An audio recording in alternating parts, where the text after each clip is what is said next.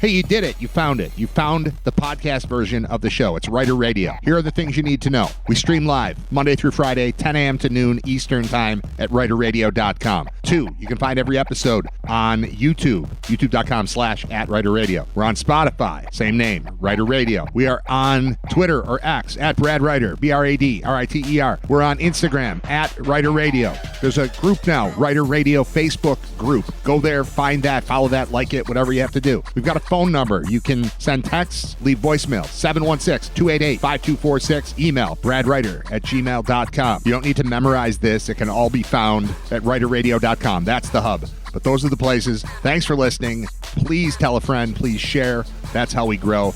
Glad to have you on board to the podcast version of Writer Radio. Hello. 10:06, Writer Radio. Episode 164. You know what I'm doing for the last 15 minutes? Trying to delete enough content from inside of my Gmail account so that I could reply to an email. I don't know why it keeps filling. I mean, I get that I've had it for a long time, but I delete stuff, and I try to delete stuff, and I would gladly delete everything in there if they would make it easy for me to do. But they're trying to get me hooked on their 50 cents at first, but really $1.50 a month for the rest of my life storage plan, and I'm not doing it. I'm not falling for that. I know I don't need all of this. The stuff that's stored. I go in, and it's like, you're full. You can't reply to email anymore. We've been warning you. How'd you let it get this far? You know, they don't really condescend in that way, but it's like, hey, just an FYI. And I remember this because, you know, the date stands out. I remember seeing a while ago. As of September 11th, you will not be able to send and receive email. First of all, how do you know? How do you know that that's the date that the thing's going to be full? Sounds like you're planning this. Google, Gmail, whoever it is, Mr. Android, Steve Android. Is that his name? Roger Android. But if you know that I'm going to be full weeks in advance of when I'm going to be full, it sounds like you're the one filling it up and then trying to force me into buying new stuff. I don't want to buy any more stuff from you. No more stuff. I don't need all this. When I went back and deleted, I swear to you, I've gone in and deleted all photos. I don't need them, but like with Android, sometimes Google Photos thing is turned on accidentally, and so it just starts doing backups. But it's all stuff that I have elsewhere. There's no photo I've ever needed to recover from Google Photos. I'm not saying it's a bad service. I'm just saying it's not one I'm attempting to utilize, and it just keeps filling up. And so I go in and I clean it up and get it to the point where I can use my Gmail again. And then, you know, a month and a half later, it's all clogged up. Can't do it. So I got to go back in. I go back in to do photos. The photos I'm cleaning out are 3 baseball seasons ago pictures. Pictures from, I've taken a lot of pictures at baseball games. I've mentioned this. I go to a lot of games, right? We've got 2 kids playing on 4 teams total.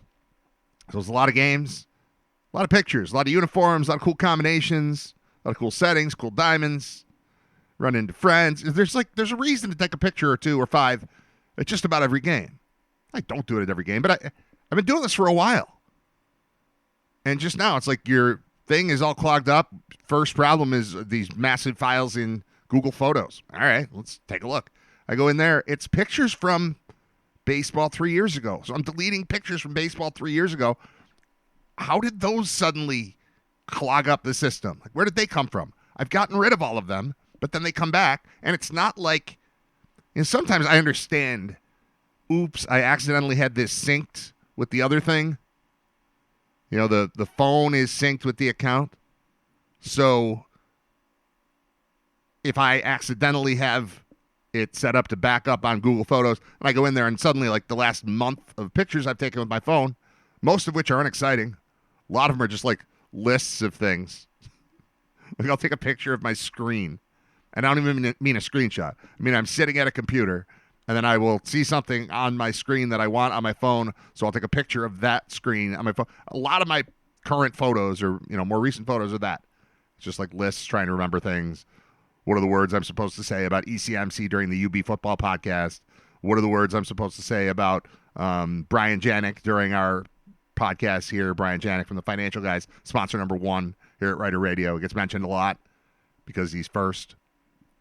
and because I like him, independent insurance broker that you don't pay. It's a pretty good deal. You consult with him. He gets paid by insurance companies. Has nothing to do with you.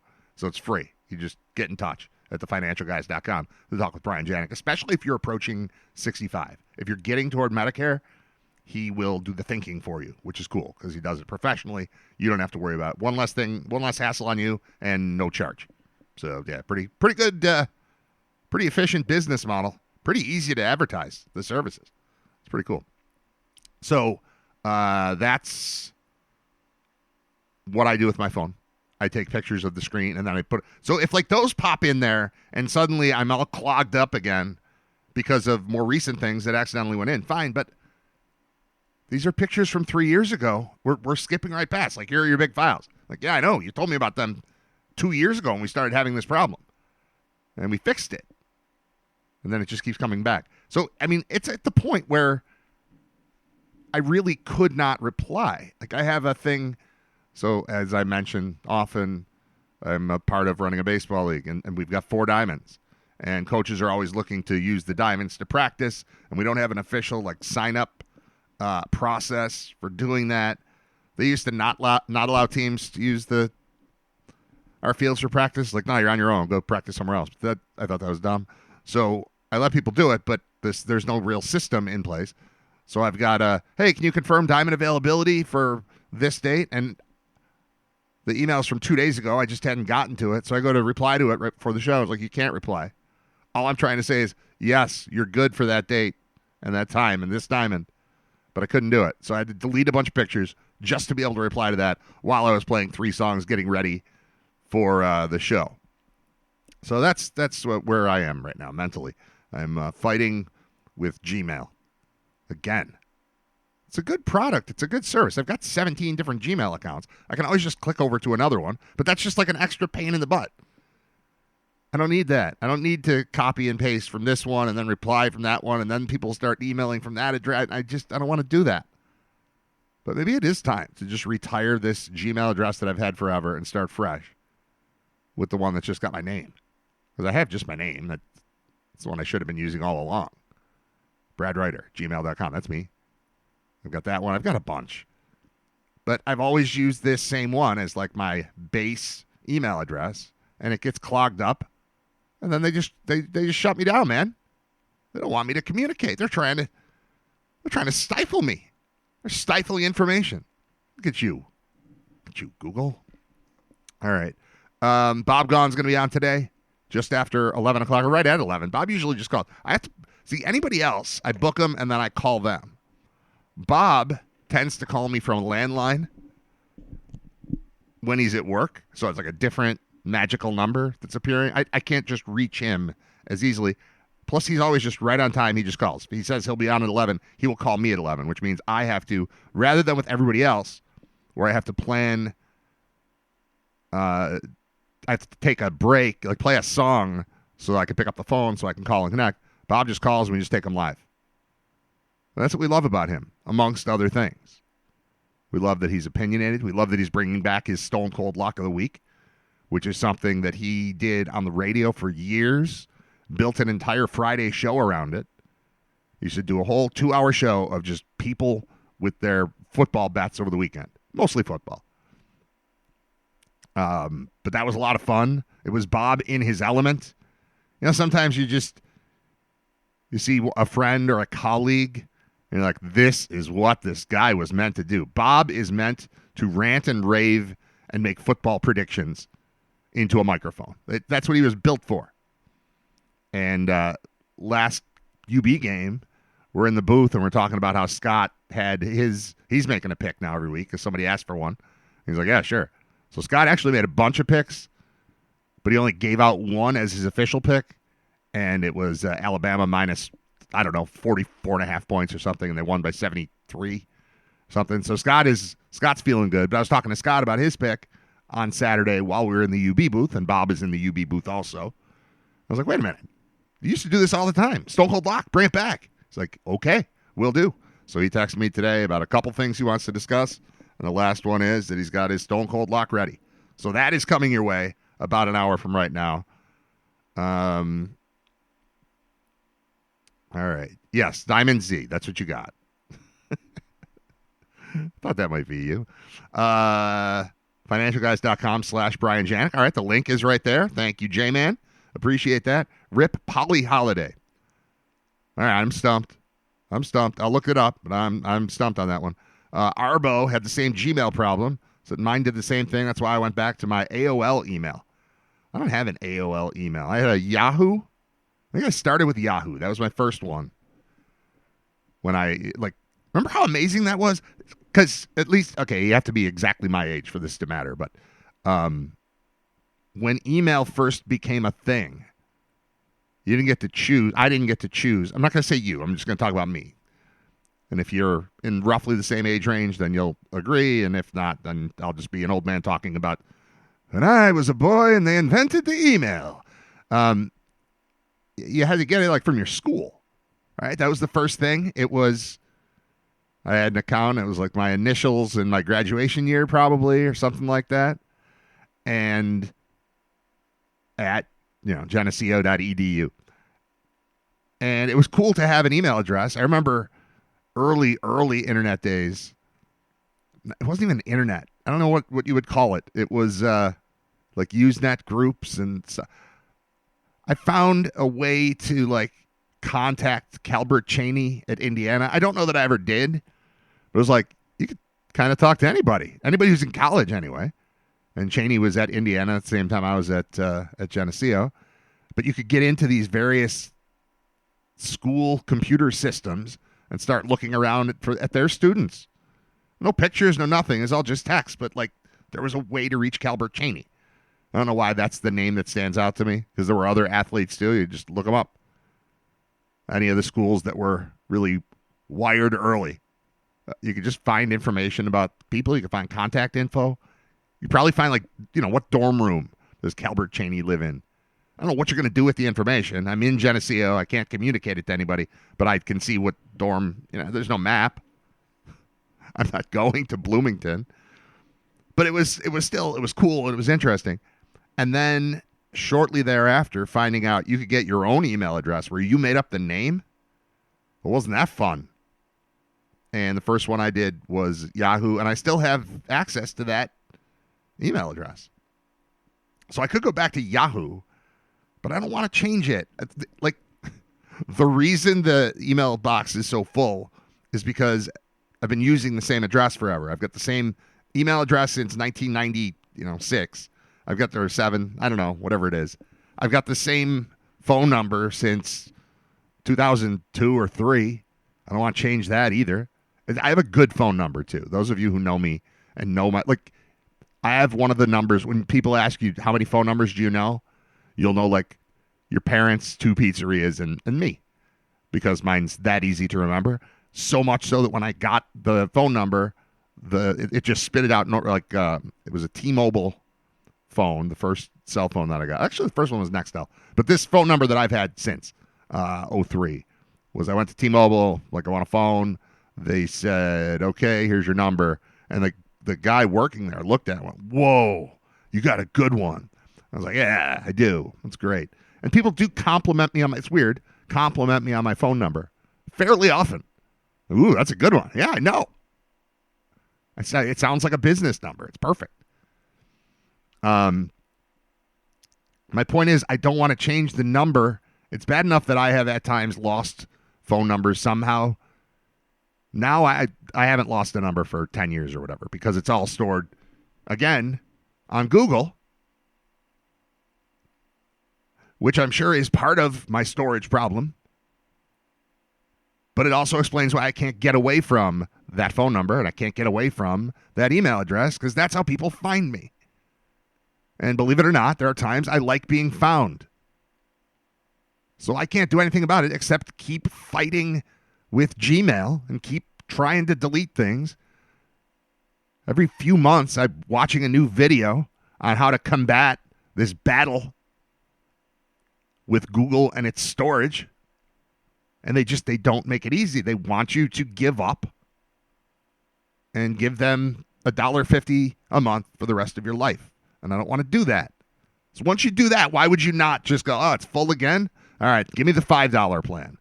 All right, give me the $10. I'm going to be 95 years old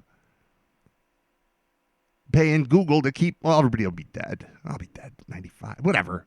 You get what I'm saying, though. It's a trap.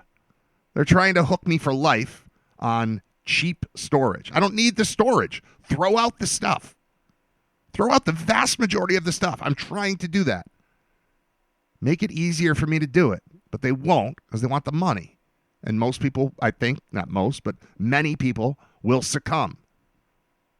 Take the simple solution. Yeah, here, have $1.50. I don't care. Or it's 49 cents, I think it says, for the first month. Like, why would I not just say, yeah, here, solve my problem for 49 cents? Because it's a trap, because I'm not doing it. So I end up in this tough spot just because I'm insane. I'm not falling for your thing, Google. I have fallen for enough things. I don't want to fall for any more things. All right. Where are we? All right. This is one of those days where I've got a bunch of stuff open on the screen. Some from yesterday, some from the day before, some that's open that I was reading about that I don't really feel like talking about. Like, I don't have a strong Charlie Kirk take.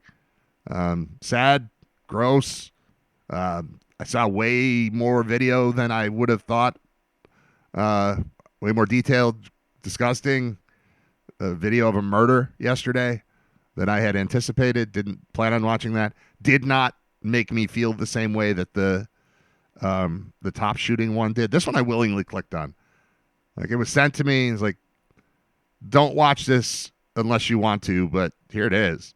I was like, yeah, I wanted to know what the story was. That one, I mean, it's gross. It made me feel terrible. But not in the same way as when I accidentally clicked on video from the top shooting a couple of years ago. I accidentally saw like the point of view video, and that like will stick with me forever. This wasn't that. I'm not saying this is okay, but as far as shocking me and making me feel gross and making me wish we lived in a different era, the Tops thing was jarring. This was gross and sad and terrible, but I don't think that seeing that video is going to stick with me the same way that the other one did. And nothing to do with who it was just the senselessness of it. Like, when there are these, okay, I guess I do want to talk about it a little bit. When there are these mass shootings, the word senseless is always attached, and that makes sense. You know, it's like, what would they do? What? How'd you come up with this? Why'd you pick there? Why are you doing this to that? It just, ugh. I don't think senseless applies to the Charlie Kirk thing, because that's intentional. I have often wondered, even like as a kid, what constitutes assassination as opposed to murder, and like that looked like an assassination to me. I'm going to look it up and see what they say about definitions here. I mean, obviously political in nature. An assassination is a specific type of murder distinguished by the target's public status and the killer's political or ideological motive. Legally, however, there's generally no difference between the two. Sure. But I think I remember being confused by hearing that John Lennon was assassinated. And that never sat right with me. I mean, it happened in 1980, December of 1980, right? So I was 6. So I wasn't, fully ready to process the subtleties and the differences in connotation, denotation. I forget how that works, but like the difference between John Lennon being shot, and there was a lot of shooting going on around 1980. Attempted at Reagan. The Pope got shot. There's a lot of stuff going on, a lot of shooting. But the John Lennon one, I just never understood the word assassination being attached to it, unless it was somebody who just didn't want to give peace a chance or something. Like, that could be, there is some kind of motivating political ideology thing coming out of John Lennon. So maybe it was connected to that, and maybe that's why I heard that word connected to him. But what happened yesterday, that was assassination. That was political. obviously, and it sent a big, loud, gross, clear message that no one's safe, and we're just doing this now. So I don't have, again, it was not my intention to talk about this, but I am interested in the concept of murder versus assassination and where that line is drawn.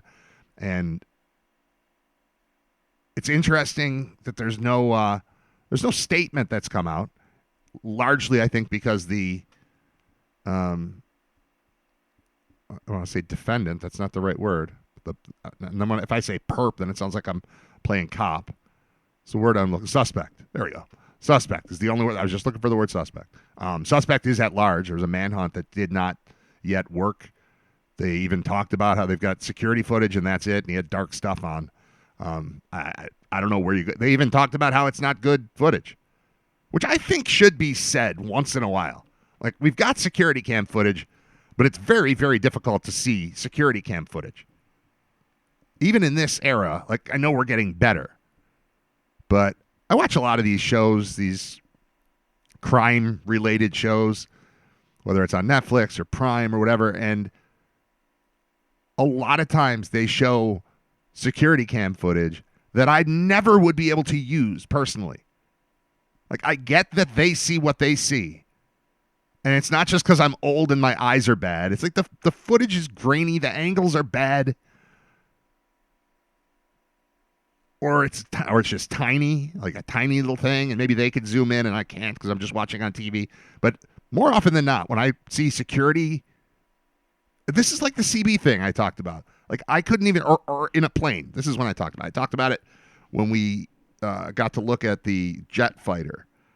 Somehow we had a connection to the planes doing the flyover, and we went out and looked at and we're looking at this little Warthog or Warthog. I think it was a Warthog. Was the type of plane. This little fighter jet, and I was saying I couldn't fly the thing. Obviously, I would be uncomfortable just sitting in it. Like, it was too small. And there was guns all over the place, and rockets and things, and missiles, and buttons and levers, and you're going a zillion miles an hour. And I just obviously couldn't do any of that stuff. But even more so, I can't even understand what people are saying over, like, walkie-talkie CB radio things. It just all sounds like that to me. I could never act. I couldn't be a cop. I don't know what they're saying on those things. I've listened to, like, police scanners just to find out what's going on, especially when I lived in Cheektowaga, because we were right near Union Road. So you'd just hear a siren, and then you'd hear 6 more sirens. I'd be like, what's going on in Cheektowaga? So then I'd flip on the Cheektowaga police scanner and pretty much couldn't tell anything. Like, once in a while, someone would give a little hint about where they were, like just slowly mention a street or a store or a something, and I'd be able to pick up on it. But I can't process the words that are being said into, like, I don't know what they're saying most of the time at the store. You know, I'm at Lowe's, and I'm like, I hear ding, and I'm like, I look at I guess they're closing in half an hour or 5 minutes or something. They're probably going to say that. And sometimes you can if it's like real quiet in the store and you focus. But I'm just not good at that. There's no way I'd be able to solve crimes looking at security footage. And then even the quote, do I have that story still open? Yeah. All right. So it says the suspect who shot and killed conservative activist Charlie Kirk remains on the run Thursday as investigators said they're analyzing security footage of a mystery individual, quote, dressed in all dark clothing. The quote from the public safety commissioner from Utah said, the only information we have on the suspect, the possible shooter, is taken from closed circuit TV here on campus. We do have that. We're analyzing it. But it is security camera footage, so you can kind of guess what the quality of that is. But we do know, dressed in all dark clothing, but we don't have a much better description than that. I think you're going to need a better description than that. A female dispatcher said over the radio, I wouldn't have understood it, but this happened according to recordings, he's going to be wearing all black, black long gun, black tactical helmet, a black mask, possibly wearing a tactical vest and jeans. So that's what we got. And then manhunt proved that I don't know that I've ever seen the show The First 48, but my understanding of the show The First 48 is that the 2 days following a crime are the most critical because you're losing evidence with time. This just doesn't sound super solvable to me. I believe in our American justice system. I watch enough stuff on TV to know that things can go cold and then they can find they solve so many crimes. They at least get an idea, but I mean, to me, doesn't that sound hopeless? There is a guy, he was wearing black yesterday. We think it's a guy. We assume it's a guy. And yesterday he was wearing black. Get him. Except you don't have him yet. My guess is he's not dressed that way anymore. So I don't know how you do it. I'm always impressed when they find somebody. But if they're telling us right now all we've got is bad digital footage and he was dressed in black and it happened yesterday, I don't know where you go from there.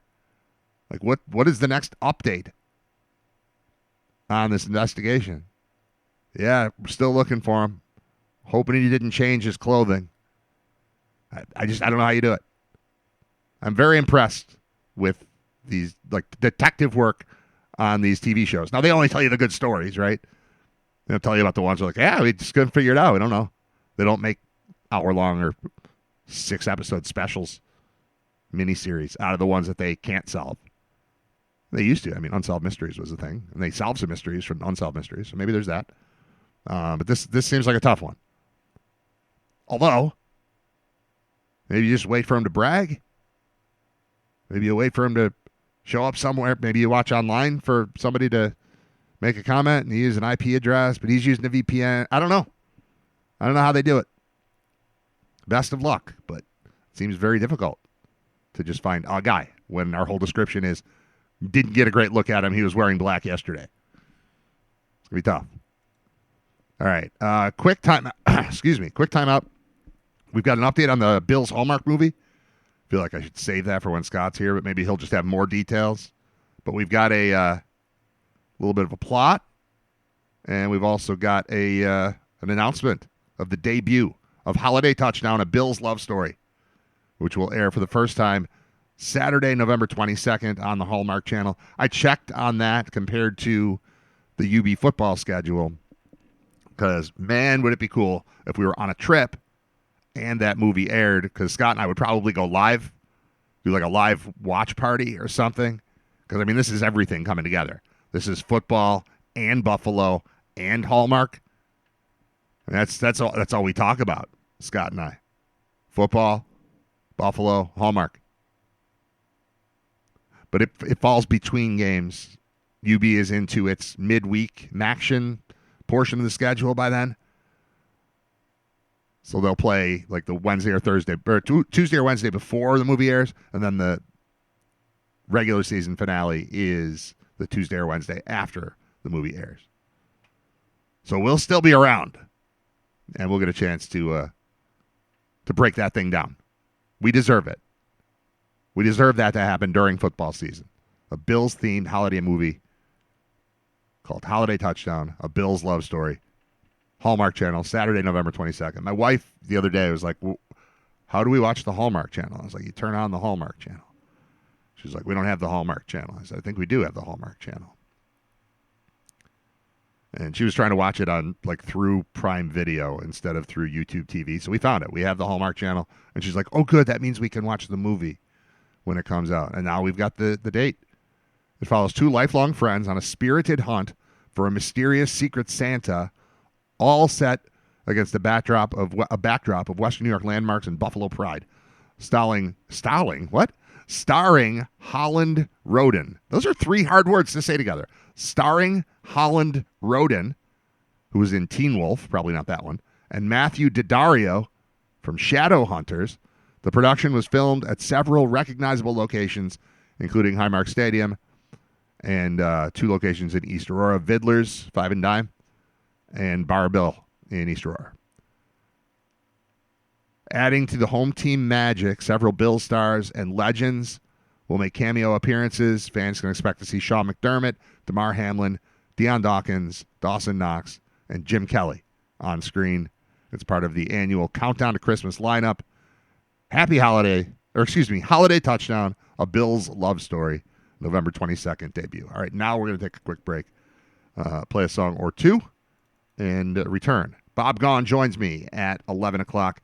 You're listening to episode 164 of Writer Radio. Thank you for being here, for sharing, for liking, subscribing, all the stuff. Just keep doing all the stuff. It's working. Just keep it up. This portion of Writer Radio has been deleted for the podcast version. If you want to hear everything that happens, listen live weekdays 10 to noon at writerradio.com.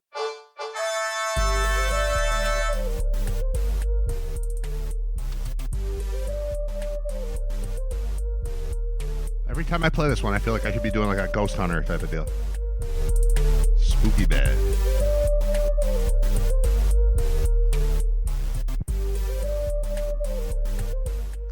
All right, it's Writer Radio. It's episode 164. It's a lot. It seems like a lot of episodes. And it's brought to you by Brian Janik with the Financial Guys, independent insurance broker that you don't even have to pay. He's got 20 years experience in this, and you just talk to him for free, and he helps you. And insurance companies pay for all of it.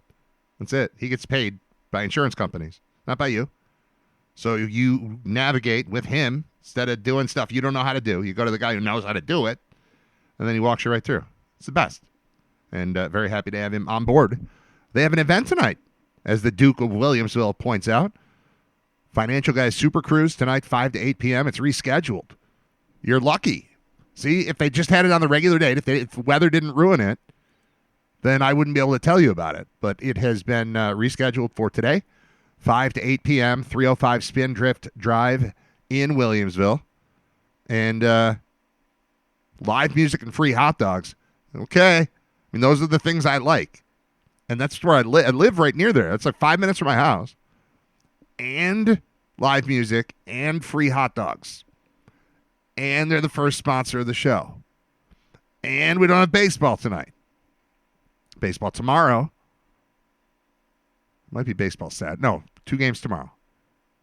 No game Saturday because the guy who makes the schedule also works at UB and has to go to a UB football game on Saturday, so his kids' teams don't play. It's pretty convenient. I'm not saying it's worth all the headaches to be in the position that I am on the board where I'm making schedules and rosters and things, but it is nice to be able to look at the UB football schedule and save myself. There have been years when I didn't want to commit to fall baseball because the UB schedule was going to get in the way. But if you just put the baseball games around, and it's a very convenient UB schedule this year too. I mean, we've already been on tomorrow, or not tomorrow. Today's Friday, or tomorrow's Friday. Saturday we'll go to Kent State, and that will already be 2 of our 5 road trips for the season. Only 3 more coming up. 1 in each month. It's a really convenient schedule for local broadcasters. Pretty cool. All right, so anyways, Financial Guys today, inaugural Super Cruise happening 5 to 8 p.m. with cars on display. Cruise night. Fancy cars. Fancy old cars. Cool cars. Plus live music and hot dogs. Free hot dogs. Free hot dogs. We've got a football score to report here. This is the kid. Alden 13, Cattaraugus Little Valley 6. Go Bulldogs. Is that Alden? Alden's the Bulldogs? All right. Good job, Jay Miller. I didn't look up Polly Holiday. And then I got to tell you about some really exciting news in Buffalo. Not really. All right. I'm looking up who Polly Holiday is. I don't know if that's a character. Nope. American actress. I've seen her. Oh, is that Flo? Ah, it's Flo. Flo's dead. She died 2 days ago. What was Flo's last name on Alice? Do you know? The answer is Castleberry. Her name was Florence Jean Castleberry. She's played by Polly Holiday. It's a Polly Holiday with you, Bert. Born in Jasper, Alabama. Attended Alabama College for Women at Montevallo, now known as the University of Montevallo. Montevallo. I don't know how you... Montevallo. It's Alabama. It's probably not Spanish, right?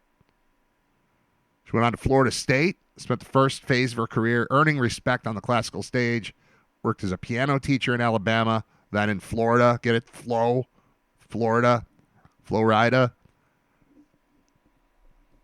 How'd she die? What happened to her? She was an Episcopalian who sang in the St. Andrew's Episcopal Choir in Mobile. I like Mobile. In January 2010, she appeared as herself in an official advertising campaign for the Episcopal Church.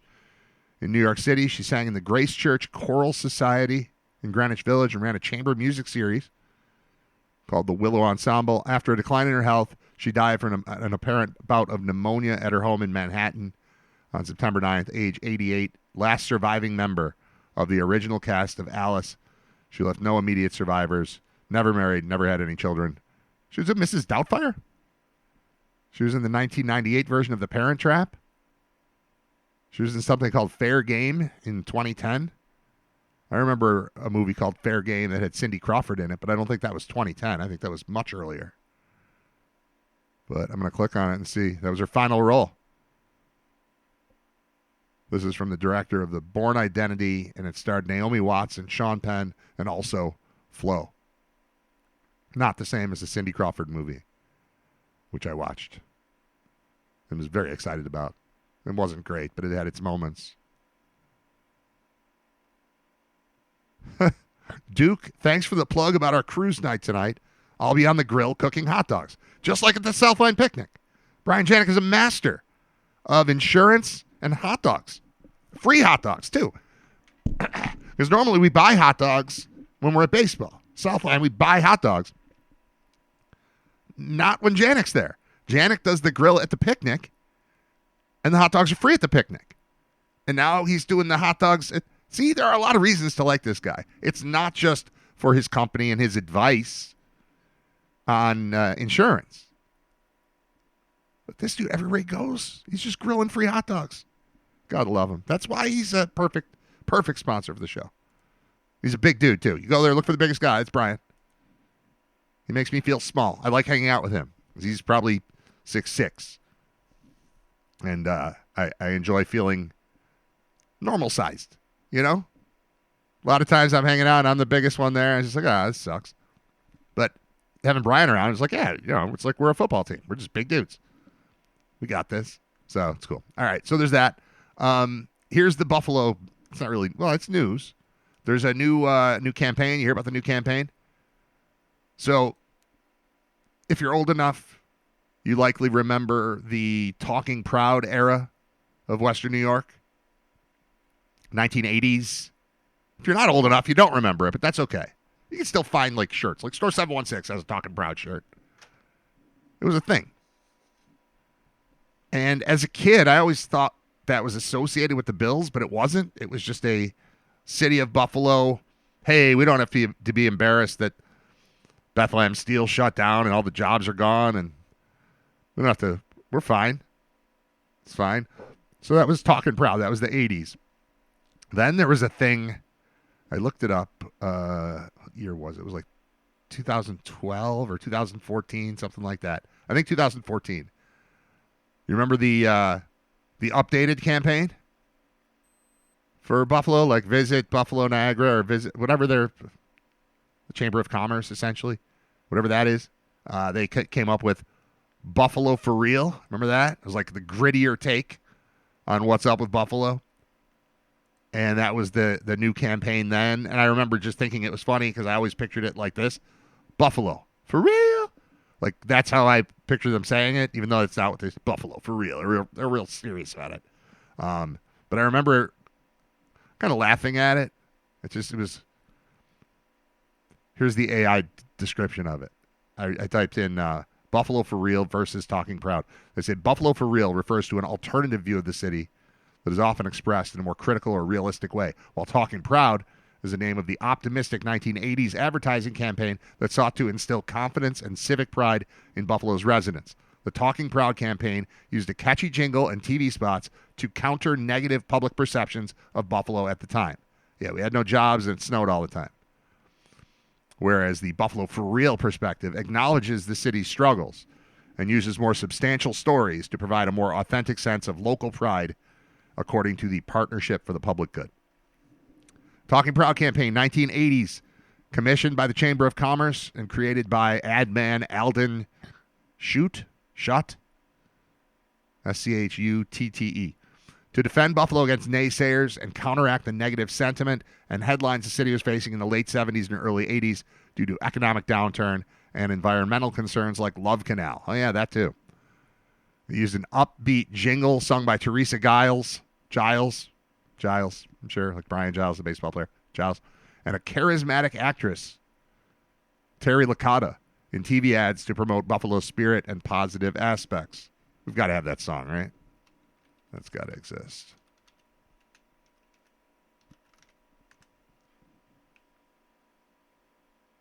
All right, this is a 30-second version. Bear with me. Bob Gaughan's going to be on in a couple minutes. I just want to zip through the Talking Proud thing. Then we'll discuss Buffalo for real, and then the new one. Buffalo's got a spirit, talking proud, talking proud. Listen up, and you'll hear it, talking proud, the good life that we share with nice people who care. It's time to tell them all we're up and standing tall. Buffalo's got a spirit, talking proud. Listen up, and you'll hear it, talking proud.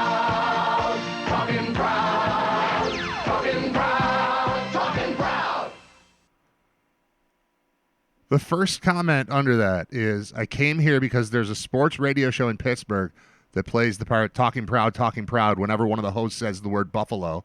Now I know what he's talking about.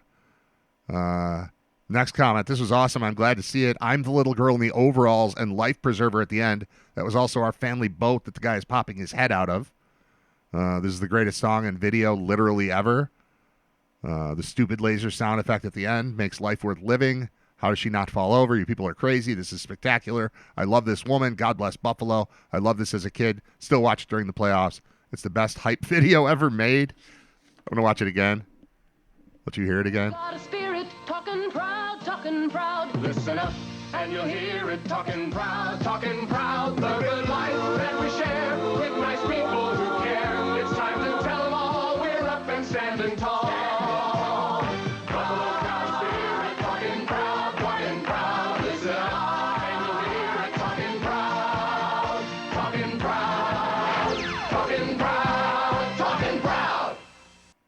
All right, so that's Talking Proud. That's the 80s. Then we get to Buffalo for Real, where they decide to be more negative while attempting to be positive. Like, yeah, it kind of sucks here, but we're cool. You should come here anyway. I didn't like that one. We've changed it. It's new. The new one is, it's called our new catchphrase, our new slogan. Ready? That's Buffalo for you. We spent 11 years trying to improve on Buffalo for Real, and here's what we got is that's Buffalo for you. Okay. The Buffalo for Real thing approached discussing Buffalo, prioritizing authenticity and hard truths, as seen in the works of local authors like DeFranco and Dennis. I don't know who Dennis is. To offer deeper, more meaningful reasons to feel pride in Buffalo, moving beyond simplistic boosterism. It relies on stories that are value-laden and emotive, providing intellectual resources that shape views of Buffalo and other cities in more substantial ways than a jingle. So what they're doing here, though, with this this Buffalo, or That's Buffalo For You campaign, is like buying billboards in other cities, Boston and D.C., to try to talk Boston and D.C., and there was another one listed too. Maybe it was Cleveland. I don't know. Try to convince people to come to Buffalo, and I still don't know why. I mean, I like it here. I just don't think tourism is like number one on the list of things we can pull off. Like, come to Buffalo. We've got Josh Allen. The wings are good. Lots of water. You got a boat. This is a good place.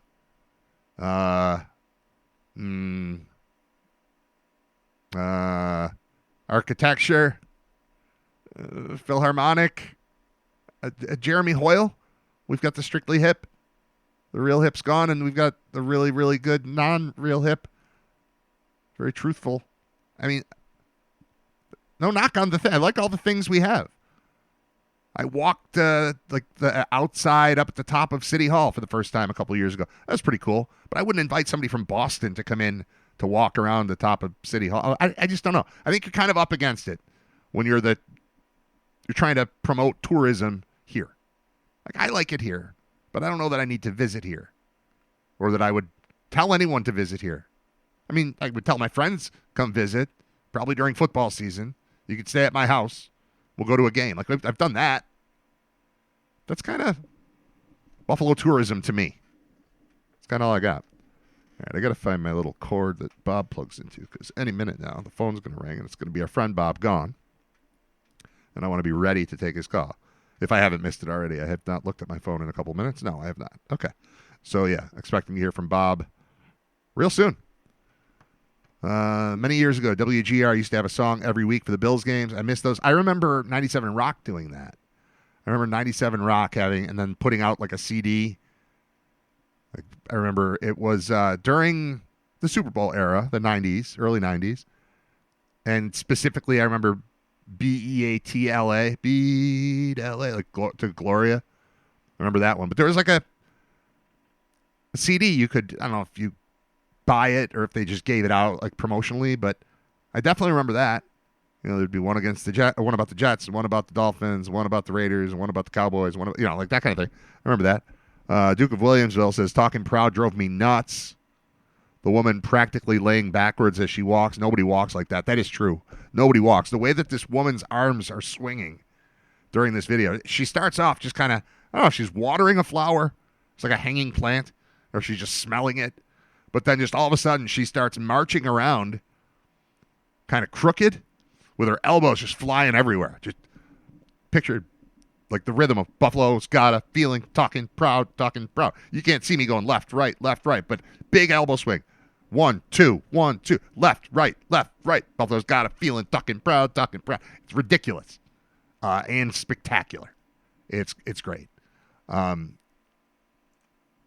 to watch it again. I know you can't see it. All right, let me reassess here. Smelling flowers. It's a bucket of, I don't know what those daisies. Do daisies even smell good?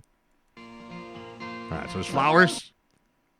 Then we cut to this woman, and she's got her face in a flower, and then she puts it back in the bucket, and then starts swinging her arms all over the place like a lunatic. Listen up and you'll hear it, talking proud, the good life that we share with nice people who care. It's time to tell them all we're up and standing tall. Buffalo's got spirit, talking proud, listen up and you'll hear it, talking proud.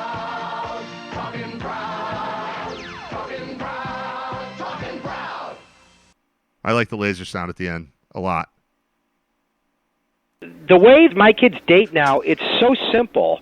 They go on an app, whether it's Grindr or whatever, they swipe right, swipe left, and they get the date automatically. Let's check in with Writer Radio's living legend, Bob Gaughan. Yeah, let's do it. Hi, Bob. Hey, Brad. How are you? I'm good, man. How are you?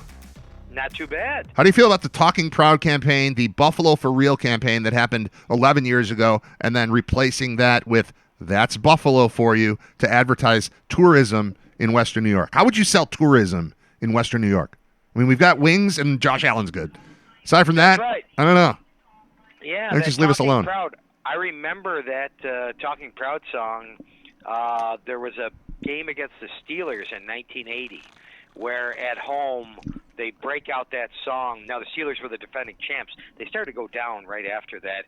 And the Bills with Chuck Knox, it was that year when the Bills beat the Dolphins on that first game. So it was a pretty big year, and they break out that song because there were a lot of Steeler fans that were almost taking over the stadium back then because there was a lot of empty seats back then. Sure. Even when they were good.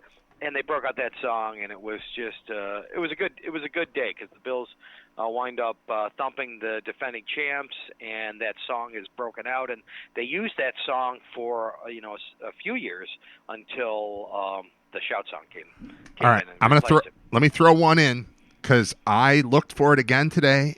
It can't be just made up, but there was a time before the Shout song where they had like a cha-cha thing that they were using, and this would probably fall between Talkin' Proud, which was, it was a Buffalo thing that was kind of adopted by the Bills, as opposed to a Bills song. A Shout song is clearly a Bills song. There was a song before the Shout song that never quite gained the popularity that the Shout song did, but it was a little cha-cha thing, and maybe I've asked you about this in the past. No one can verify it, but I remember seeing it like on the program. You buy the program at the Bills game, and then like on the back of it or on the inside back cover, it had the lyrics to the song, and it was a cha-cha type of thing where it went, "We can make it happen, cheering on the Bills now. Buffalo, make it happen. Climb on the Bills fan wagon. I do believe in Buffalo. I do believe in Buffalo." Does it sound familiar to you at all? It does. That does sound familiar. Now that up until you started singing it, it didn't sound familiar. But then once you did, yes, I can remember that. It's there. It's somewhere back in the memory. It seems like a job for Steve Seashon. Like, he's got to have that. He's a resident radio historian. I would think that he would be able to find that thing, and I never think to ask him. It comes up, I don't know, once every 3 years I think about that song, and I just want to prove that it exists. I probably have the lyrics on a football preview, or a program from a Bills game from 1982 or 83, somewhere in my house. I probably have it with the lyrics. I just have never been able to prove it. All right, we didn't have you on to talk about that, Bob. What's on your mind? Well, first of all, let's start off with what you start me out with every week, which is the King of Grinder. Yeah, you did that to yourself. He can't, and he really can't help himself. He buys a new car. Okay. All right. So this is Dalton, number 2 son, King of Grinder, buys a new car. We're out at our last softball meeting, and somebody says, "Oh, you bought that car? That's like the lesbian car. That's like the king of lesbian cars." What? And he's like, "What? What are you talking about?" And then we looked it up.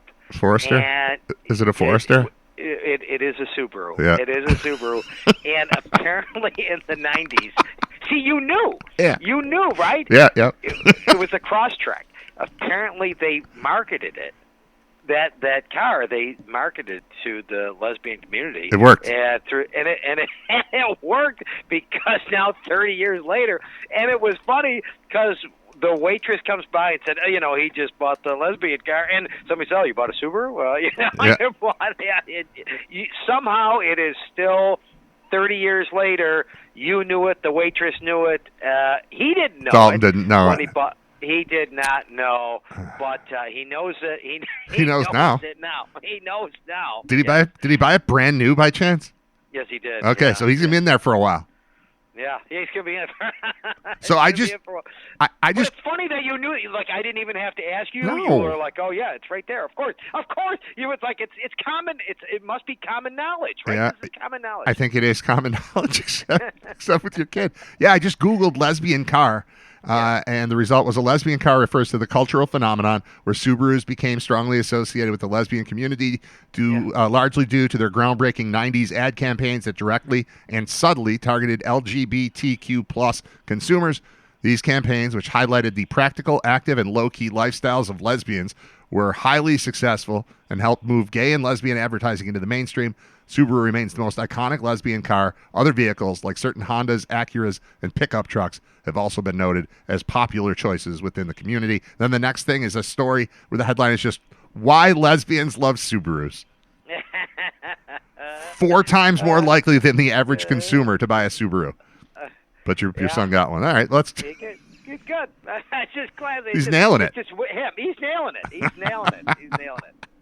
Well, how about the Bills? They didn't nail it defensively against the Ravens. Here's my take on this. What do you think about this? The Bills did a lot defensively, okay, in the offseason. I think they looked at what the Eagles did in the Super Bowl against the Chiefs and said, we're going to mimic that.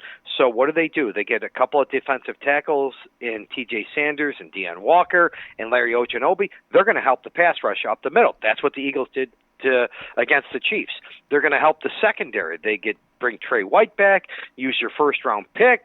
Actually, your another pick on quarterback who actually looked pretty good. Strong looked pretty good this past week. But don't you think everything they did, and they did a lot to help this defense, wasn't it all, though, to help the pass defense? They didn't do a thing, as it turned out, to help their run defense and beat the Baltimore Ravens, right? Well, yeah. I mean, a lot of those names you just said weren't on the field, so that's a part of it. That's a part of it. That's true. That is true. But yeah, it was bad, man. Like I'm a pretty optimistic person, but once you just start seeing a repeat of what you saw last time, I mean, the last time this 2 times ago, this team took the field, that's exactly what it looked like with Derrick Henry running all over them. I don't mind making Lamar Jackson beat me. I just can't tolerate Derrick Henry hits a hole and goes for 50 yards every time he touches the ball. And yeah, it looked no better. It's amazing that they were able to come away with a win in that game. Yeah, because for the first 57 minutes of the game, I felt horrible. And that's why, like, when it was over, I was just, oh, my God, you stole one here. But I still didn't feel great. And as it turned out, I felt, when I heard afterwards, T.J. Sanders, I guess Pro Football Focus evaluates 103 defensive linemen, and he finished 100th out of 103. That's not very good. So that's not very good. And then Deion Walker, I don't know if you saw this, but I encourage everybody to go back to the extra point. I mean, the field goal that wins the game, okay? Yeah. So go back to the field goal that wins the game, and Deion Walker is supposed to block Hamilton. So what happens is they overload one side, and he's got to decide. It's like the old thing with the quarterback. You let the guy that's farthest away from the quarterback go, and that's up for the quarterback to get him, right? Same thing with the field goal kicker. You let the farthest guy from the field goal kicker go, and the field goal kicker's got to get it off in time. Deion Walker doesn't block anybody. he like just lets both guys. He's confused at which one to block, and decides maybe I just shouldn't block either one of them. And Hamilton misses it. No, it's serious, so serious. Go back and look at that field goal, and he's the guy on the far side, and he lets Hamilton go, and Hamilton just misses it by a fingernail from blocking that, and that's Deion Walker's fault. So again, Deion Walker and Sanders both didn't have good games at all in my eyes. And as a result, I think if you notice in the second half, they didn't play much in the second half. They basically went with the starters in the second half. And maybe in those last 3 series when they stopped them, I don't think those guys played at all. In watching Walker in the preseason finale, obviously he really stood out. I haven't seen him since. So if you're telling me he was on the field for the Bills this past weekend, I believe you. But that's probably not a great sign that I didn't notice him whatsoever after he really stood out in the preseason. Yeah. I mean, there are some positives. I will say this. If you look at the receiving core, year 1 versus year 2. So year 1, Keon Coleman and Amari Cooper, versus year 2, Keon Coleman and Joshua Palmer. Huge upgrade. I think so. It looks like that looks like that's going to be a massive upgrade for the Bills receiving wise. Coleman looks like he made a huge improvement, and Palmer over Cooper. So again, offensively, I think that was one of the positives to come out of it. I think Josh's faith in Coleman has been elevated, and that's a big part of what we saw. Like, he's performing better, therefore he's got more trust, therefore he's given more opportunity, therefore he performs better, therefore he gets more trust. Like, that seems to have worked. 1 year in, he looks like an entirely different player than he was last year, despite the fact that you really don't see him running in open space ever, aside from the one play where he tripped up just before the end of the game and luckily didn't score, because that probably helped preserve the victory. But he kind of just does the same thing. He's got a very specific role of get down there, turn around, be big, be an option for me. And with the precision that Josh can throw the ball, that's a nice little thing to throw into the mix, to have a big body that can win individual battles to go get the ball. If they're just going to use that's his role. It's very specific. It's almost a tight end that plays on the boundary, kind of. But whatever it is, it's a different weapon in Josh's arsenal. And yeah, I liked what I saw out of Palmer a lot too. Right, and that pass that he caught in the fourth quarter, and I think there's a picture of it, he is elevated. He looks like he's 3 feet off the ground when he catches the pass in bounds. One of the things that I was disappointed, the 2-point conversion try, Josh doesn't throw it high enough. If you want to do a jump ball to Coleman now, throw it up there. Yeah, he'll go get it. And I thought he threw it too low, and that's why that got defended. And, I mean, it is going to be interesting this week because the Jets are going to come in or the Bills are going to go to the Jets, and they're going to try and do a similar thing just because that's the way they're built. I mean, Justin Fields is going to hurt you more with his legs than he is with his pass, and Breece Hall is pretty good.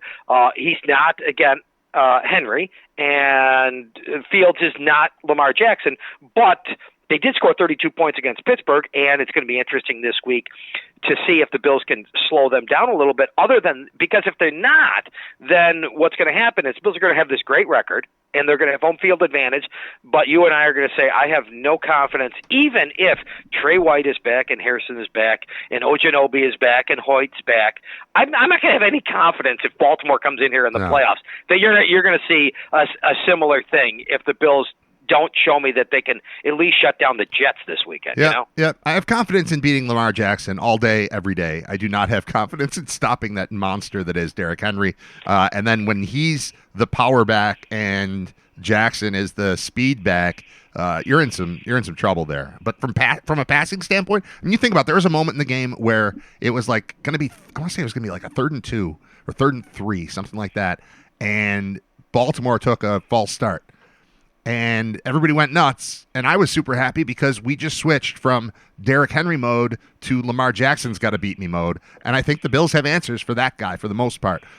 So it's the ground game, and there aren't other teams built like that, so that one is, I think, going to remain scary while other teams do not, just because, I don't know, we've seen it too many times with our own eyes what this looks like. Right? I would put 5. Yeah. I put 5 defensive linemen on the field. If it's the playoffs, again, if you play them or you play even the Chargers might be able to do it a little bit. I'm putting 5 defensive linemen on the field, and I'm saying let Lamar Jackson throw for 375 yards. If I'm going to lose the game, I want Lamar Jackson to throw for 375. I don't want Derrick Henry to run for 200. I got to stop that. Nor do I want the Chargers with their strong running game. Those are the 2 teams I'm concerned about in the playoffs because those are the 2 teams that have the power running game that I think could. We're already talking about the playoffs, but ultimately that's where this is going. This is where this is all headed this year anyway. That we're not going to have any decisions about this team until it's until it's ultimately over. Yeah, that's interesting. I will say this though,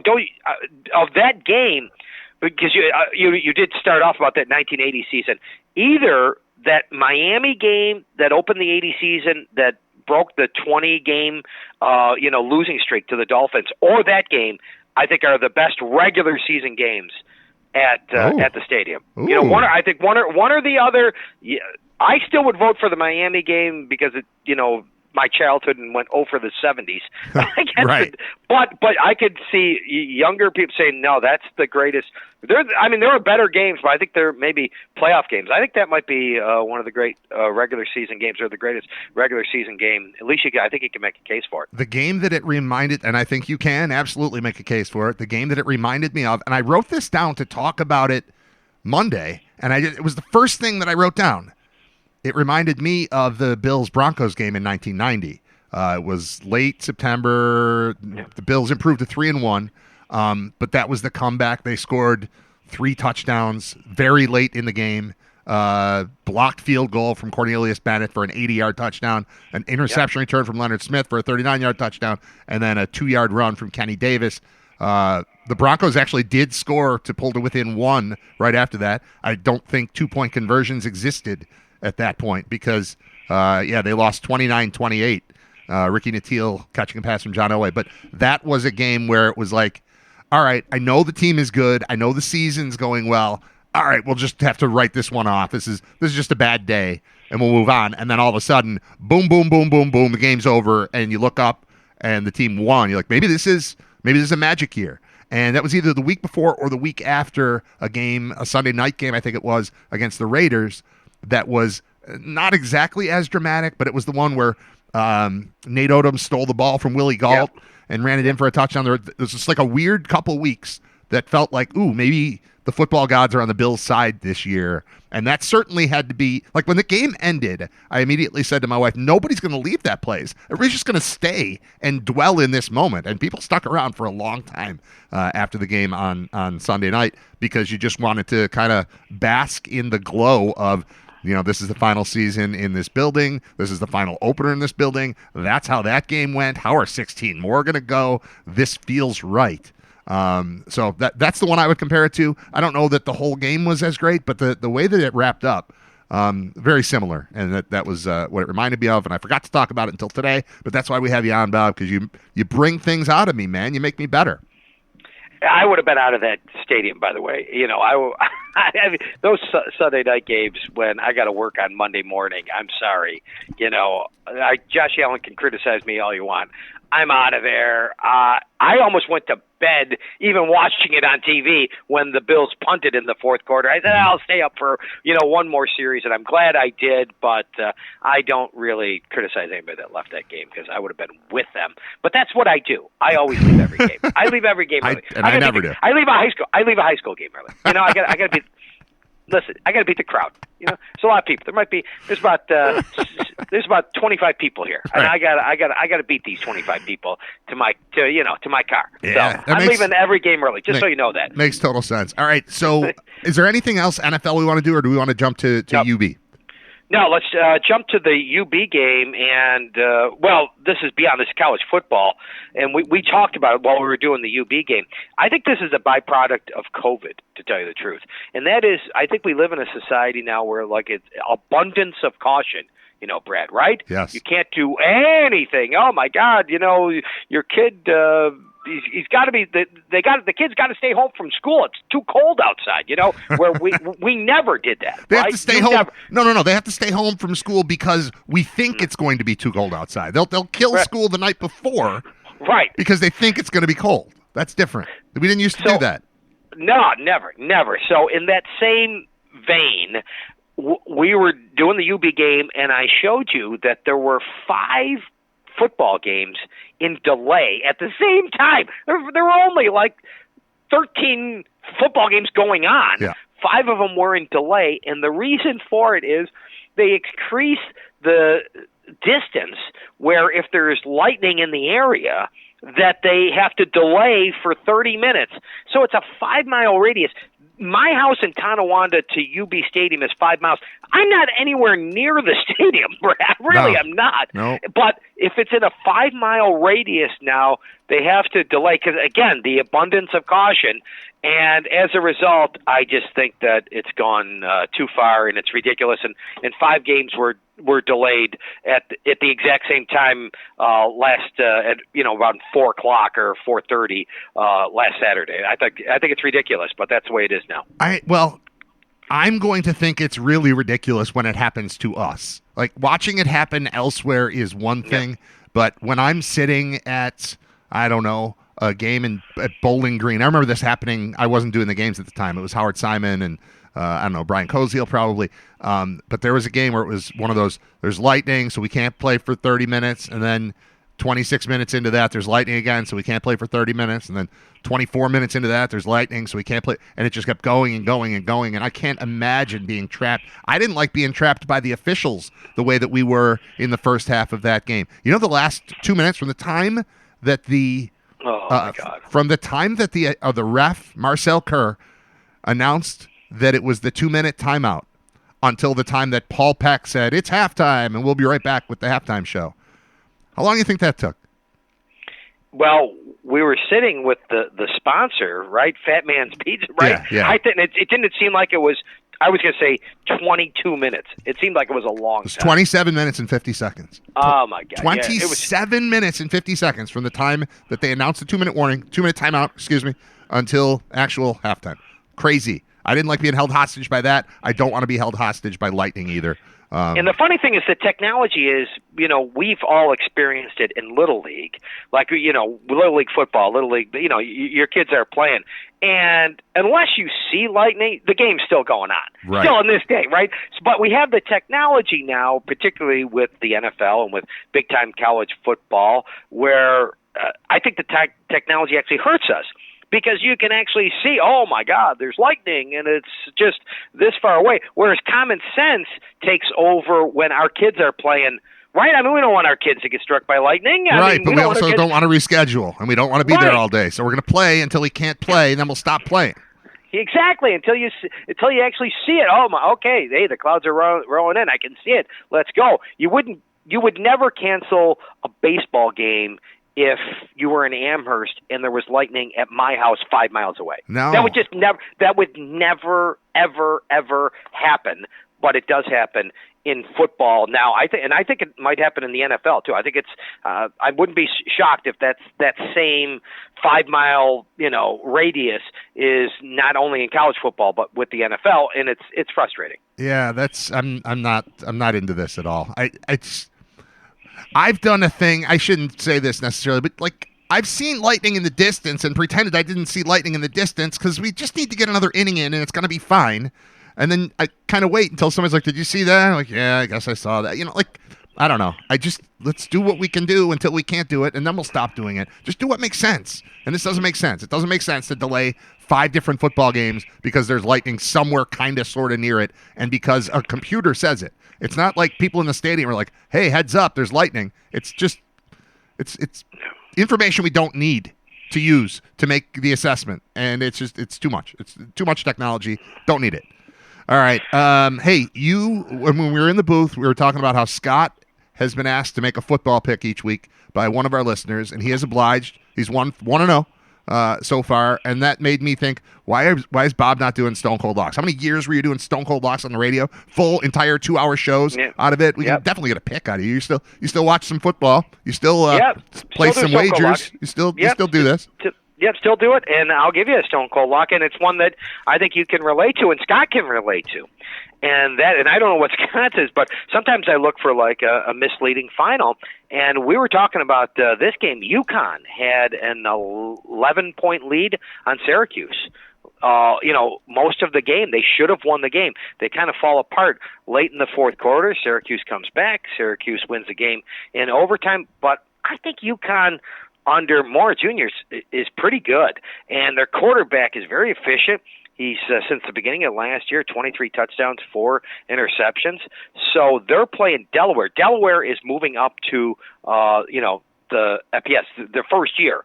So in the top division, starting this year. So UConn going in, I think UConn is in for 60 minutes, which they weren't last time, right? So I think an angry UConn team is a 9.5-point favorite against Delaware. I like everything that, again, UConn has done. I still think it might be value because most people, when they think of UConn, they think that they stink. They don't stink anymore. They're pretty good.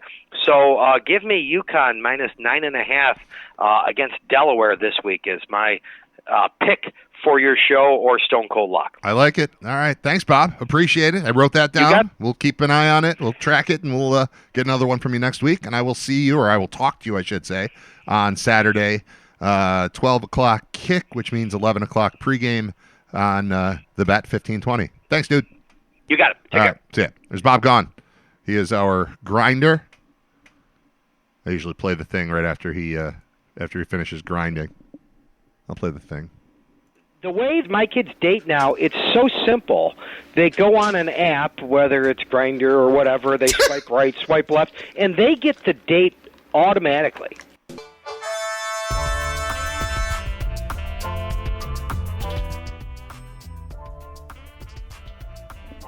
Thanks to Bob Gaughan for joining us on episode 164 of Writer Radio. Thanks to Brian Janik of the Financial Guys for sponsoring us. Independent insurance broker, 20 years of experience, and you don't pay him. You just meet with him, and he helps you navigate insurance situations, specifically if you're approaching 65 and Medicare. That's kind of like a specialty part of the thing, but he'll take care of you regardless.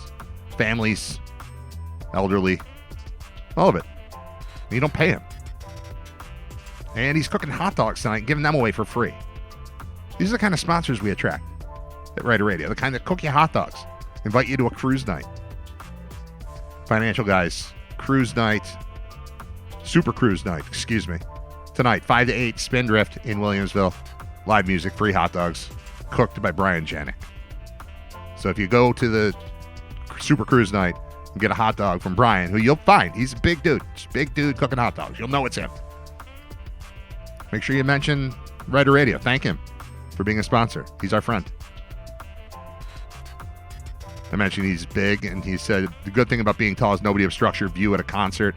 Not good to be behind me. I'm a better door than a window. Yeah, the thing is, I like being able to see. Like when we went to see the Killers in Canandaigua a month or so ago, my wife is small. She couldn't see. I'm tall. I could kind of see. But I also am very self-conscious, and others like me feel the same way, especially the larger concert goers. Chris Parker comes to mind. He's the Bulldog. He talks sports. But he's bigger than me, too. He's, 6'5" or something, and just a massive dude. And so when I go somewhere, like if I go to a concert with Chris, like I know that we're a wall that's being put up in front of people, and I feel guilty about it. So I'm always trying to find, a pillar I can lean on. So like the pillar's in the way. It's not me. I'm not getting in anybody's way. Try to find a spot where I'm not in. It happens at baseball, too. I feel bad blocking the view when I'm in the coach's box at first base. And I know there's somebody sitting out there trying to watch their kid hit, and they have to look through me, and I feel terrible about it. So I'm constantly like looking over my shoulder, trying to be respectful of the fact that I'm hard to see through.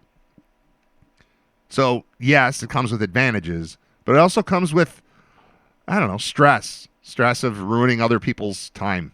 I don't want to ruin your show. When I feel really bad is like a standing room type of concert, and I'm there with, let's say my buddy Sean. I go to a lot of shows with Sean. Sean's like 5'8", though. So let's say Sean and I are there, and we're there early, so we're kind of near the front. The crowd forms around you, and you're good. But what happens when I have to go to the bathroom or go get a beer or whatever? Now I have to work my way back through the crowd. Because you know what it's like at a show. If you're there early, there's plenty of space. But then as the band gets going, all of a sudden it kind of packs in. But if you were already behind me and you knew this going in, that's your lot in life. You deal with it. You're aiming to see around my giant head. I have a giant head and it's way up in the air. So that's bad for viewing if you're behind me. But if you were positioned there at the start of the show and it just kind of formed, so be it. But if I leave and then come back to find my 5'8" friend, I'm sorry if he's 5'9". He's not a large dude. It would work. I could have used my wife in this example anyway, but she's extremely short. He's just regular, not very tall. And once I walk away, people are like, thank God. Now I can see better. And then fighting my way back through the crowd and then parking myself even in the exact same spot. Now I know that I'm making people mad and frustrating them. So I do not consider having size as a tremendous advantage at concerts. Yes, I can see, but I'm also very conscious of what I'm doing to other people. Fun fact, the Niagara Falls school that was built on Love Canal was demolished. Now has a youth baseball complex on it today. Weird to have my son play baseball on a Love Canal remedial site in Plainview across the street of Love Canal. But it's okay. The government now says it's good to go. LOL. Yeah, we had a tournament in Niagara Falls. I don't think we were on specifically a Love Canal site, but it sure does feel like Love Canal when you're there, doesn't it? It's just got that vibe. Don't put Niagara Falls and tourism in the same sentence. Nothing but a landfill that smells like meth and a waterfall. People run from this place. Oh, don't be like that. People run to it also. You're okay if you're inside the state park. You're not okay if you're 2 blocks from the state park, but I don't know. There are things I like about Niagara Falls. I don't enjoy the smell. Is that meth? I don't know what meth smells like. I feel like Niagara Falls has smelled the same my whole life. And I didn't know about meth when I was a kid. I still don't really know about meth. I know that it exists, and it seems to be a problem, and it makes teeth fall out. But I mostly got that from Breaking Bad. I mean, I don't know. You couldn't smell it on Breaking Bad, so I don't have any real hard and fast evidence of what that's supposed to be. But yeah, there's a smell. I assumed it was the garbage, right? What look like these rolling hills that are in fact landfills. You know it. Your nose knows it when you hit Niagara Falls. I'm not saying it's all bad. I appreciate the water. I mean, I don't go there very often now, but we went like when my friends in town from Long Island a couple of years ago. We went on the Maid of the Mist. It was my first time on the Maid of the Mist. I'm happy to have done that finally. You're supposed to do that when you're a kid if you live here, right? Remember, we used to have. Do they still do this? They had like a day camp. Not even a day camp. It was in West Seneca. We had like the playgrounds were open and were manned, so there were people there from like West Seneca Recreation Department or whatever. And it was high school kids, college kids that worked as counselors. They still do this sort of thing in Amherst. We've got like the Clearfield Rec Center where there are counselors, and you could send your kids to day camp or whatever. But they used to have a thing where it was just open. It was just there were adults, 2 adults, young adults, again, high school, college age, that would just hang out at the park all day. And if you wanted to, they would supervise. If you wanted to play baseball, or you wanted to play football, or you wanted to play basketball, or you just wanted to play on the swing set or whatever, the playground, they would supervise all that stuff. And then they also had crafts that were available. So like boondoggles and like, I don't know, ceramic ashtrays I think we used to make. Or just wooden, like you'd make what would now be a trivet. But it wasn't soft and rubbery. It was like glass tiles on a light, like a thin wood thing. I can remember making those, sticking glass tiles with glue to the thing and then bringing this stupid thing home. They had that, but they also had trips every day. Not every day, every week, I should say. But there'd be like 2 days a week where you could sign up and you could go to the zoo, or you could go to Darien Lake or Fantasy Island or Niagara Splash Water Park. I remember that being a fun one. The Attica and Arcade train thing, you could go to that and you'd sign up, and some of them were free, some of them you had to pay. But that's when I should have gone on Maid of the Mist, and I just never did. I don't know why. Just never signed up for that one for whatever reason. And it took until like 2-3 years ago for me to ever be on the Maid of the Mist. And that's Niagara Falls, and that was fun. Like the actual falls, still pretty cool. I know we're used to them because we live here. And it's not that big a deal. But it's still pretty cool. People come from all over the place just to see it. Now, again, I don't know that I recommend you do that, but they do it. It's a thing. World travelers. You see all different, people from all different countries, not just states. So there's something to be said for Niagara Falls, but it does smell like garbage. And that's all. That's all I got.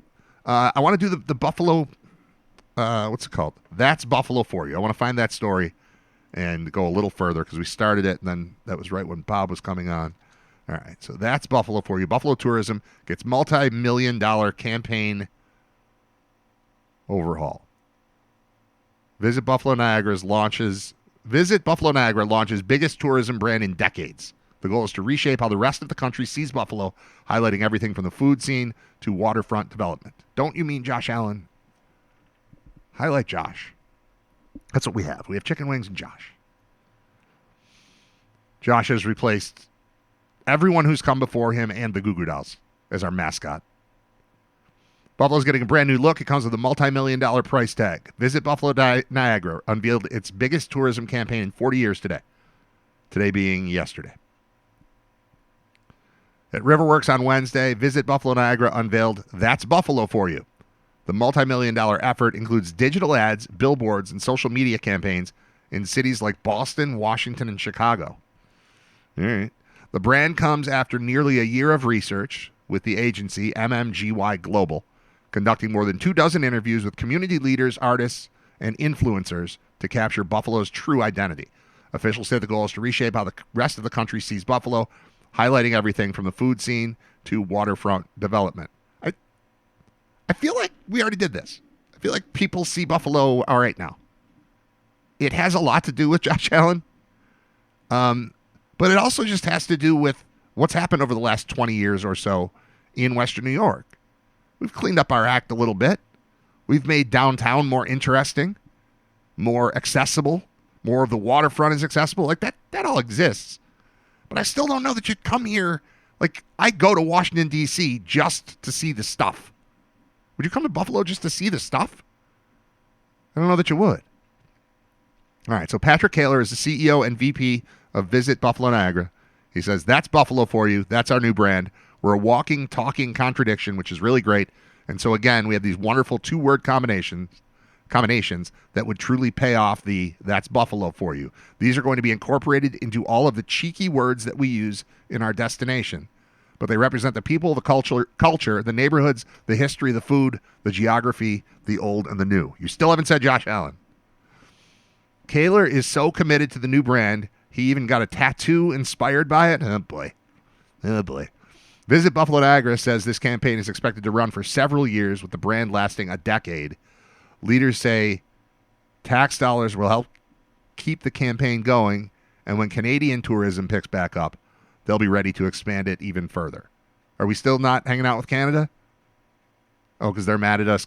All right, I haven't been to Canada in a while, so I'm doing it too, I guess. I don't remember what changed. I mean, obviously, COVID put a stall on a lot of things. But I don't know. Maybe I've been back to Canada once since then.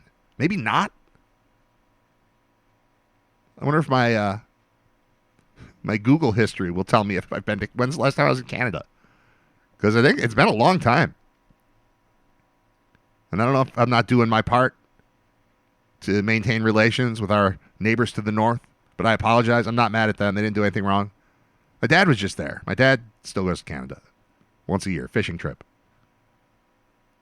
He made it back, though. Unlike Bill Barilko, my dad has returned every year for 20-something years on this same exact fishing trip he goes on with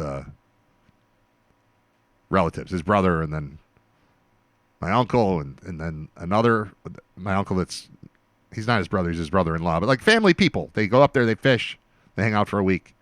It's cool. You can still get in and get out, so the flow works fine. In fact, I asked how the border was. And the trip up there, they got stuck for 7 minutes or 12 minutes or something like that. But not because it was crazy, just because there were only 2 booths open and they go at like 4 o'clock in the morning. So they got through that pretty quickly. And then the ride home was like, where are you coming from? How was the fishing? Bye. And they got back into America, which is good. They're home.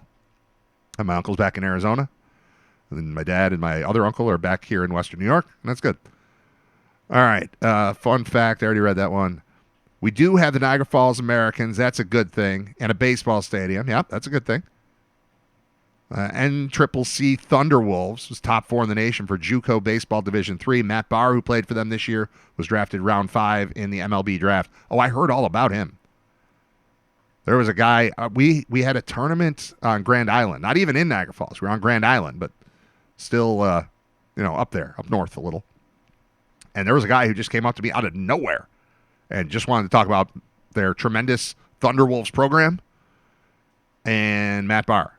He talked to me for 10 minutes about Matt Barr, and I was trying to watch my kid play, so I was polite. But he had a lot more to say about Matt Barr than I was ready to process. I was just trying to watch some 10U baseball, and he was very into the Matt Barr part of it. All right, so that's it for that. What else do I have still open? Do I care about this? I'll read this one quickly. This is from yesterday, too. Doug Jamal, who is the development guy.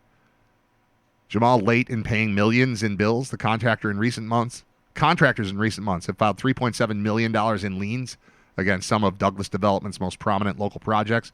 Jamal cites cash flow issues and says he's in the process of paying his overdue bills. This is from Jeff Kelly at Investigative Post. I like Jeff Kelly. Jeff Kelly, longtime art voice writer. Used to do a podcast with him, in fact. We were doing an art voice podcast for a while with me and Chris Smith and Alan Bedenko and Jeff Kelly. And also, why can't I remember his name? The other guy. There was another guy whose name I can't think of. Michael Caputo. who has been, he's been interesting to pay attention to over the last several years, put it that way. But back before Trump ran for president the first time, Caputo was on with us, and then he disappeared to go work on the campaign. And I haven't seen him since then. But that was a fun podcast we used to do. It was pretty crazy. Got some crazy stuff out there between those guys. Contractors have filed nearly $3.7 million in liens for unpaid bills against Doug Jamal's projects in Western New York over the past year and a half, another indicator that high interest rates and the diminished market for office and retail space have put the screws to the developer's business. He calls those conditions a pandemic of real estate that have made cash flow tight for his company and the real estate developers across the country. He told Investigative Post, there's cash flow issues, no doubt, but we're taking care of this. We pay our bills. The mechanics liens, a legal tool contractors use to secure a debt by taking an interest in a piece of property, were filed against some of his marquee projects, including Seneca One, which is Buffalo's tallest building, the Statler Hotel in Niagara Square, or on Niagara Square, and the redevelopment of several properties at Elmwood and Bidwell into retail space and apartments.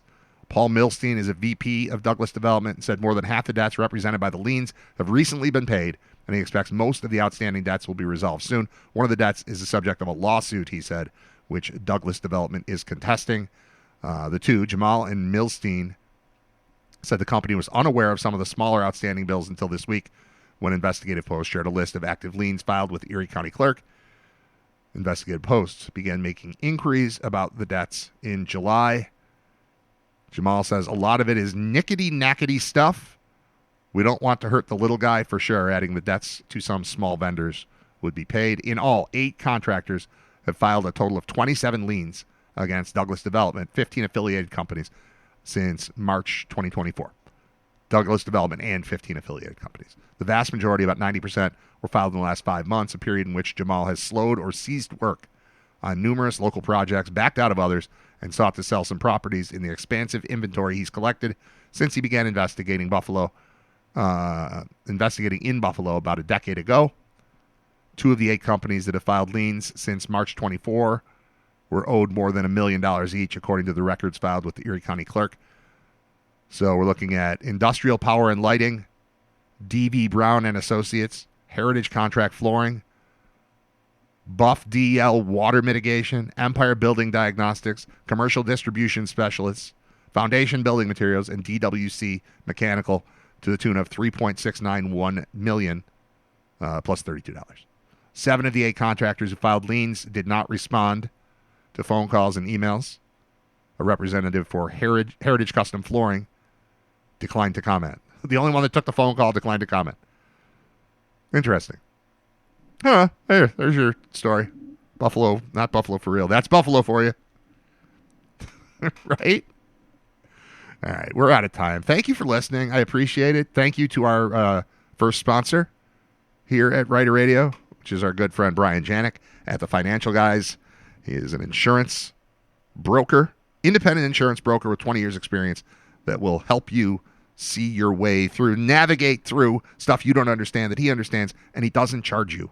So that's pretty cool. You can find him online at thefinancialguys.com. We've got a phone number for him, too, and we'll get into more detail. We'll probably have Brian on the show at some point in the near future. But thanks to him, once again, for being a part of Writer Radio. And thanks to you for listening, for sharing, for downloading, all the stuff. Like, okay, you're here listening live. That's awesome. Also, go into some podcast app and subscribe so that it gets downloaded, so that counts. The more of that we get, the easier it is to keep this thing going, the easier it is to talk to another sponsor and have them get on board, and talk to 10 more and get them on board and make this thing just operate fully. So I'm not trying to be demanding.